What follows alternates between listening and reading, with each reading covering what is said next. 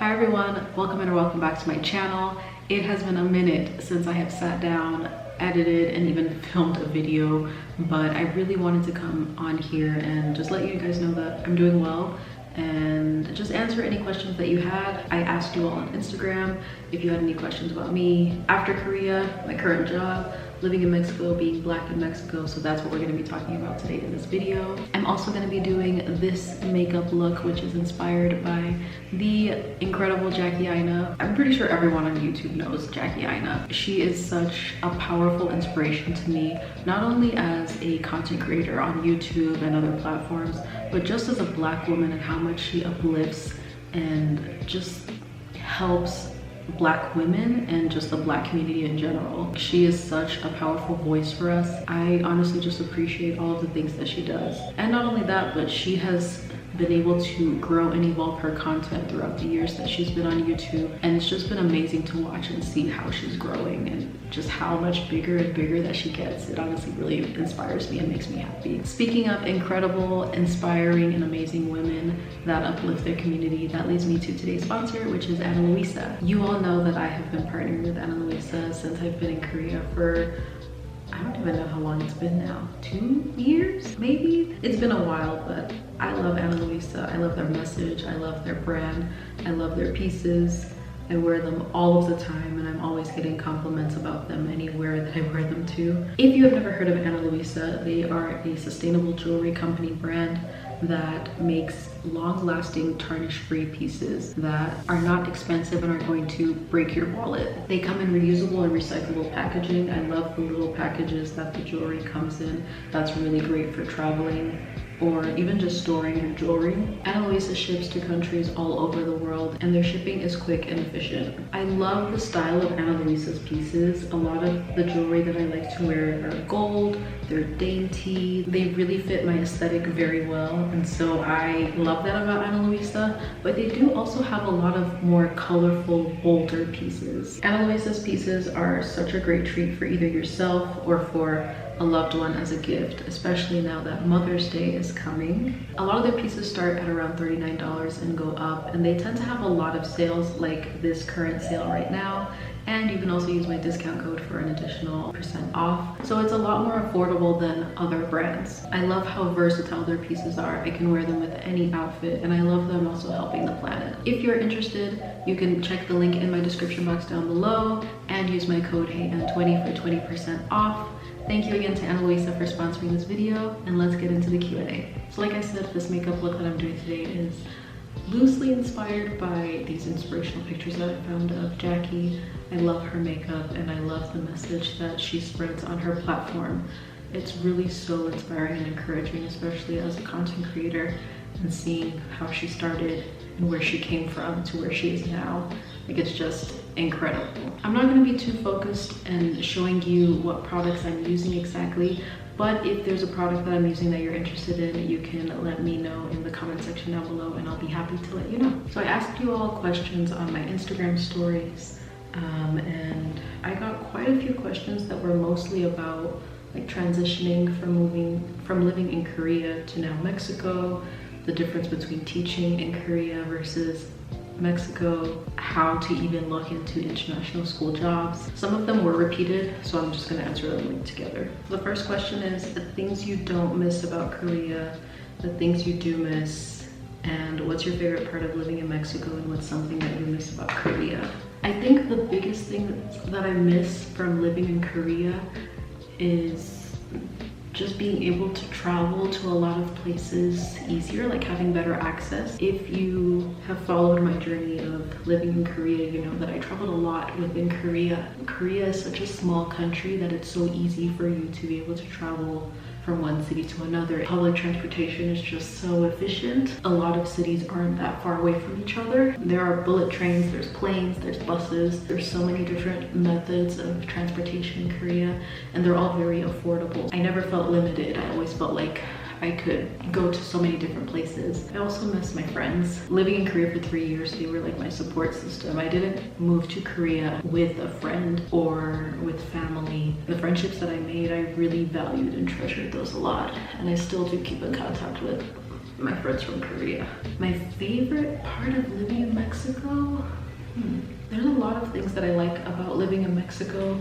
I think the culture and life in Mexico, especially compared to Korea, is a lot more relaxed, like less rush, less pali culture. Like in Korea, everything is like, let's go, let's go, let's go. And in Mexico, it's a lot more chill, a lot more slowed down. Another good thing about living in Mexico is that I'm a lot closer to the US. If I want to visit home, it's a lot more easier for me than being on a 15-hour flight. The next question I got is, any tips for transitioning from Korea to another foreign country? In my last video, I don't remember when I posted this video. It was when I came to Mexico. I'll link the video in the card somewhere here, but there was a video that I filmed talking about how I felt after leaving Korea, how that process and transition has been. I talk about a lot of things I feel like answer this question, and I think the biggest problem that I had when I was transitioning from moving to Korea back to the United States and then going from the United States to Mexico is that I wasn't leaving Korea because I had a bad experience. I really loved Korea. You all saw that in my videos and all the content that I make. I genuinely loved my 3 years in Korea. And I know that for some people, especially if you are a Black woman or a person of color, like that might not be the case for everyone. I wasn't leaving Korea because I didn't like my job or that I was treated badly because I am Black. I loved Korea, so for me it was very hard to sometimes see, why am I leaving if I'm having such a good time? And that kind of caused me to not enjoy my last moments in Korea. I really didn't enjoy my last year in Korea the way I should have. I should have done a lot more traveling. I should have experienced new things, spent more time with my friends, but I was so sad, kind of mourning my life in Korea, even though it wasn't over yet. Ultimately, I know that I made the right choice for myself and my career as a teacher. For me, the biggest thing was not letting the sad moments and realizing that you're gonna be leaving your friends and your job and your coworkers and your students and your apartment and all of the little connections that you made, not focusing on that and trying to focus on you had a great time, or maybe you didn't have so great of a time and now you can look forward to a new future after Korea. I really tried to do that, but it was really hard.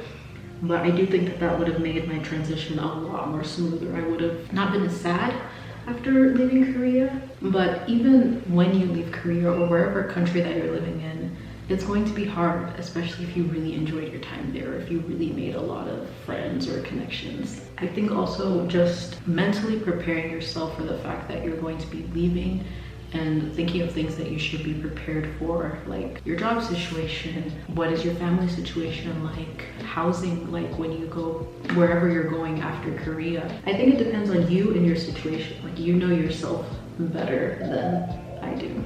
The next question is, what is my dream job?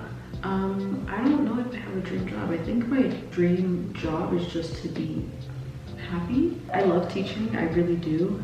I think that sometimes, depending on what school you're at, depending on what city you're in, how your students are, how your admin is, how the parents are, it can kind of ruin the experience. It can ruin the job for you. And no job is perfect, I know that, but sometimes it really takes the joy and the fun and the purpose and the why out of why you became a teacher, why you're doing that certain career that you like. I really do love teaching, but with the way that education is going, especially in the United States, I don't know if I could see myself being a teacher for a long time, especially in the United States, which is why I moved to Korea and now to Mexico. I don't know if I would say teaching is my dream job, but I really do love it. I really enjoy it. I think honestly, anything that makes me happy, I don't know, as long as I'm not hurting anyone, I'm bringing joy and happiness into my life and other people's lives, that makes me happy. Like, if I could be a content creator full-time, I would do that. Also, being a content creator is not easy. Yeah, I don't know. I'm curious what your dream jobs are. The next question is, I'm curious about why you didn't choose Mexico City. I actually get this question a lot in my DMs, especially from people that I personally know. So if you didn't know, I live in Mexico. I am a teacher at an international school, and I moved here last year in 2022, like in the summer. If you see my content and follow me on other social media, you know that I don't live in Mexico City, and that was not my choice. I applied to a lot of schools in Mexico City, in Monterrey, in Guadalajara, in Querétaro. There were some other like smaller cities that were having positions for science teachers, which I am a certified science teacher, if you didn't know. Yeah, basically they just didn't get back to me. But I am hoping that at some point I could possibly transition into working at a school in Mexico City, or at least in a much bigger city in a more central location, just so it's easier to go to other places. But right now I really do love my job. I love my students. Yeah, I think I'll be here for another year, and then after that we'll see what happens. Next question. What are some of the most common assumptions people from Mexico make of you? I think it depends where in Mexico I am, but I think a lot of people, especially in northern Mexico, oh my god, this looks crazy.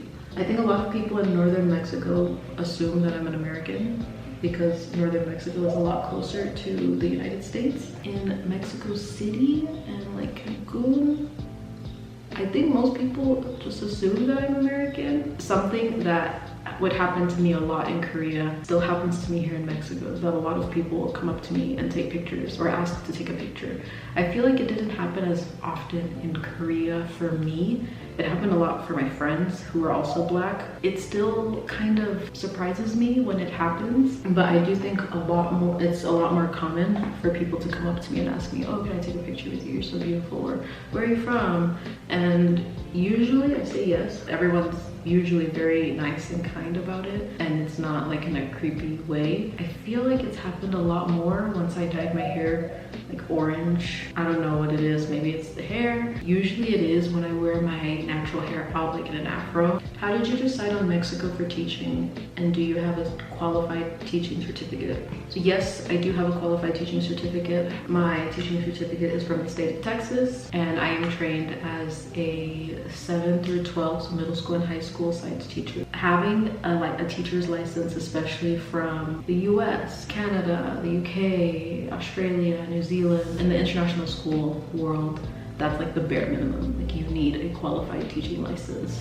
Or some schools do hire teachers, or promising them with the intent that you will complete a qualified teaching certificate and become a licensed teacher. That way you can continue to work with them. But yes, I am qualified, and I decided on Mexico because I wanted to be a little bit closer to home, and it was also just easier with my boyfriend because he is from Mexico. And I thought, why not? Like, if I can easily get a job, why not be in Mexico? So yeah, I've actually been really loving it so far. I'm really glad that I made the decision to come to Mexico. What's the structure like at an international school? Do you have to make your own lesson plans, etc.? What's teaching like in Mexico? How has your teaching changed since moving to Mexico? Okay, I think I'm gonna answer those 3 questions together. If I'm comparing it to Korea, first of all, teaching English in Korea is a lot different for everyone. For some people, they are the only teacher. Even though you're supposed to have a co-teacher, a Korean teacher in the classroom with you at all times, for some schools, the Korean teacher is not there. You are the Korean teacher and the native English teacher. So if your kids don't speak any English and you don't speak any Korean, you basically have to struggle. You make everything on your own. There are some schools that are like that. There are some schools where co-teaching is 50-50, where you both teach together, like integrated, the way co-teaching is actually supposed to be. And I think in a lot of situations, there's also the situation of the Korean teacher teaches the content and the foreign teacher makes up the activity or the game or some way to integrate what the students learned and make it more fun and enjoyable for them.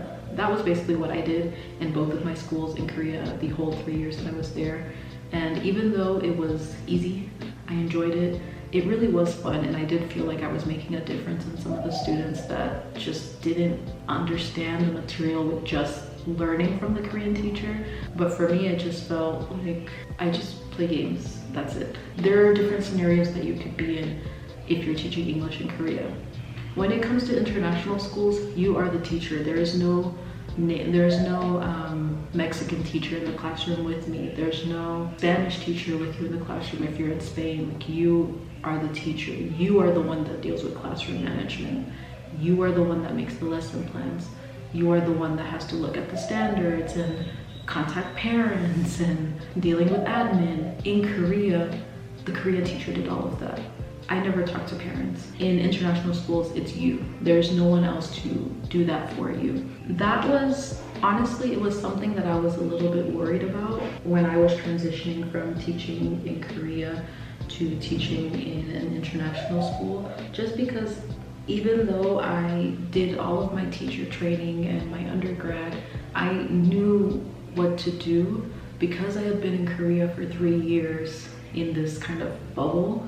And I didn't feel like I was using the skills that I learned in my undergrad. I was so worried that, what if I forgot everything? What if I don't have science anymore? I was afraid of failing. But everything has been honestly really great. I've been really happy. Of course, there's little things, like there's that one kid that just gets on your nerves, or some situations that are just out of your control. But for the most part, I've had a really great experience so far. For me, in my school, I teach middle school science, and I also teach an elective senior class. Compared to the schools that I went to in the US, I think my international school is a little bit different in the fact that there is only one teacher for one subject for each grade. I am the 7th grade science teacher. There's no other 7th grade science teacher. So I see all of the 7th graders. All of the 7th grade students will go to one math teacher. Yeah, that's a little bit interesting, a little bit different than what I was used to in the United States. As the English teacher in Korea, I was used to seeing 300, sometimes 600 students in 1 week because I would teach 3rd, 4th, 5th, and 6th grade. So the class sizes were huge, and I was used to seeing all of the kids in the school. Yes, I do have to make my own lesson plans. Every school is different. Some schools will kind of let you talk to the person that you will be replacing, and it just depends on that person if they're willing to give you like their old lesson plans, give you like resources and things like that. Thankfully, the person that I was replacing did give me a lot of resources and her past lesson plans, and she's still at the school, so I can always go to her if I need any advice or help. But that's not always the case for everyone. How do you find recruiters for international teaching jobs in Mexico? If you're looking at international school jobs, or you're trying to look for international school jobs, there are 2 recruiter websites that most people will recommend. I'm gonna have the 2 names on the screen, but these are both paid recruiters. So you need to pay, I think, like $100 or $200 a year in order to have like a subscription. I didn't want to pay anyone. No, I am finding my jobs for free, thank you. There are some free recruiting websites. From what I understand, most schools are going to use those 2 paid recruiter websites. Like, these are the most well-known recruiting websites. They're not scams. You will actually be able to see a lot of jobs. A lot of jobs that won't be on free recruiting websites. For Latin America, there is a recruiter that I used called Whoever's Ed. That was how I found my job. But there are some other websites that are completely free, and I will link them all in the description box down below if you're interested. Another thing that you can do is also just look at the school's websites that you are actually looking at and seeing the positions that they have open and applying directly. That was another thing that I did. I knew I wanted to be in a bigger city, so I just looked at all of the American international schools in those cities and saw if they had any science teacher openings and applied to them. And even if they didn't, I still sent my resume and an email to their HR recruiting team just to let them know I'm a science teacher, I'm interested in the job. If you have any openings, I would love to know, just because not all of them remember to update their websites sometimes. Actually, in doing that, I did hear back that there was a school that was hiring for a science teacher, but at that point I had already accepted my current job. Is the pay better in Mexico than in Korea? It really depends on a lot of things. First of all, when I lived in Korea, I taught English at a public school. If you're teaching at an international school in Korea, you are going to make a lot more money than if you are teaching at a public school in Korea. That being said, right now, in my current job in Mexico, I do make more than I did as a public school teacher in Korea. But if I was a teacher in an international school in Korea, I would make a lot more money than I'm making right now in Mexico. A lot more. I think it's important to remember while you're doing your research that some countries the cost of living is a lot more lower and their salaries are going to be a lot lower as well. So if you're used to making a certain amount of money or you have obligations to pay for at home, just keep that in mind when you're looking at certain countries or jobs or salaries. Even though it might not seem like a lot of money to you because of what you were used to, in that certain country it might be a lot. I make a low amount compared to a lot of international schools around the world, but honestly, I don't have kids, I don't have a house or crazy payments that are holding me back. It's more than enough for me, especially living in Mexico where the cost is a lot lower than in the US. Oh, this one's a good one. As someone who's wanting to teach abroad, I feel like I have so many questions. But first, I'd like to know if the international school you're at now looked for experience in American schools in the US, or did they pretty much honor your experience in Korea? This was something that I was so worried about, and the answer is that it varies for every school. For most international schools, they don't look at teaching experience in teaching English as a foreign language like how I did in Korea with the EPIC program. They are usually looking for experience teaching full-time in your home country, teaching your subject in your field, or teaching that subject in an international school. I never had the chance to actually teach full-time in the US. I only did like a year and a half of internships. I was still teaching at schools, but I wasn't working full-time. And my time in Korea, I only taught English as a foreign language in public schools, so not international schools. And I also wasn't teaching science, and I was teaching elementary. So I thought that one, schools will see me as, oh, you taught English, but you don't have experience. Two, okay, sure, you taught abroad, but you didn't teach science and you didn't teach middle school, so you're like a new teacher, basically.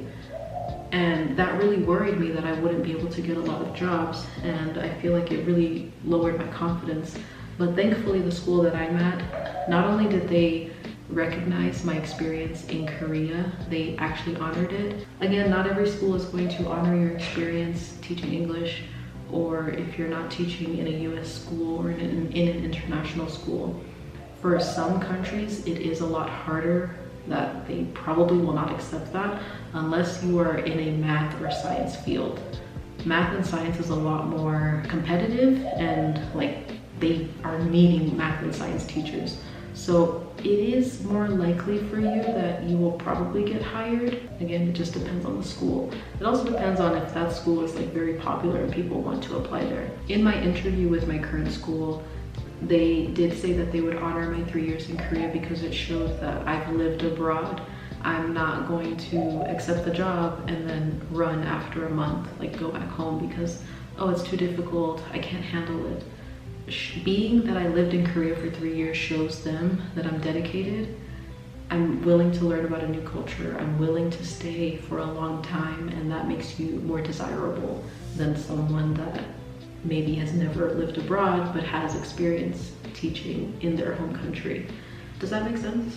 Even if you are teaching English in Korea and maybe it's not your field, or you're worried that it won't give you the amount of experience that you need to apply to a school, you have to use it to your advantage, that you're living abroad, you're not afraid of challenges, you're not afraid of change, and that you won't run away when things start to get difficult. In international schools, do you need to be fluent in the language? And the answer is no, because I do not speak any Spanish. Well, I understand Spanish, but I don't speak it. And again, I teach in an American school, so most of my students, all of the students speak English. Even if their English is pretty low, I speak English all day long. Actually, sometimes I don't even feel like I live in Mexico because I'm surrounded by so much English. And that's also a reason why I haven't been doing well in learning Spanish, is because I'm surrounded by English constantly. All my coworkers, my students, like my little bubble of my neighborhood, all my neighbors are my coworkers. My boyfriend also speaks English, so I don't really get to practice my Spanish because I'm surrounded by so much English. So no, you definitely don't need to be fluent in the language at all to move to an international school, especially if it's an American school, like, or a Canadian school or a British school. You're expected to speak English. I'm going to speed through my makeup really quick because I feel like I'm focusing so much on the questions and not my makeup. So I am going to be right back. And the last question is, do you plan to be in Mexico long-term-ish, like a couple of years? Honestly, I don't know. I'm still in my first contract. I'm definitely staying at my school for another year, but after that, I don't know. I would love to stay in Mexico longer. There's so much that I want to see. But Mexico is a really big country, a lot bigger than Korea was. So it's a lot harder for me to travel around Mexico, but I'm definitely planning on doing like a big road trip all around Mexico because I just want to see more. I'm really interested in the culture and it's just been such a great experience so far. As of now, I'm staying for another year for sure. After that, I would love to maybe transition to a bigger city, or who knows, maybe I'll even stay at my current school, or I could just move to another country. I really don't know what the future holds, but regardless, I'm still excited, and of course I will share all of that with you all. But I think that is most of the questions that I answered. I hope that you enjoyed this video. If you did, please make sure to give it a thumbs up. I know that I've been kind of MIA on YouTube. That's just because I'm still kind of getting more used to my job. It honestly takes a lot for me to be able to have time to edit videos, to even film videos. But I have vlogs that I am so ready to post, and I just need more time to edit them and get them out there for you guys. But content is coming, I promise. I will try my best to try to come back to you too. If there's a question that I didn't answer, or maybe you want a more detailed answer, let me know in the comments down below, and I will of course answer you back as soon as I can, as best as I can. If there's any products that I featured in this video that you're interested in, I'll also be happy to let you know in the comments below. Thank you again to Ana Luisa for sponsoring this video. If you are interested in checking out their pieces, especially the ones that I am wearing in this video, and their Mother's Day sale, make sure to check the link in my description box for more information. Thank you so much, and I will see you in my next video. Bye!